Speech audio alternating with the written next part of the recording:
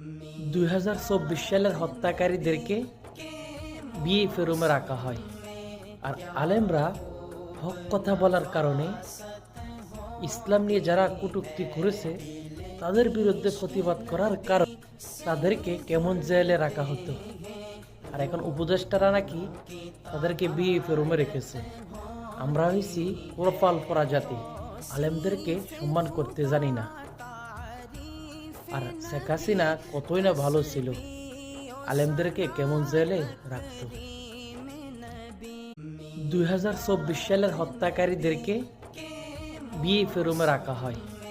আর আলেমরা হক কথা বলার কারণে ইসলাম নিয়ে যারা কটূক্তি করেছে তাদের বিরুদ্ধে প্রতিবাদ করার কারণে তাদেরকে কেমন জেলে রাখা হতো। আর এখন উপদেষ্টারা নাকি তাদেরকে বিএফএ রুমে রেখেছে। আমরা হয়েছি কপাল পরা জাতি, আলেমদেরকে সম্মান করতে জানি না। আর শেখ হাসিনা কতই না ভালো ছিল, আলেমদেরকে কেমন জেলে রাখতো।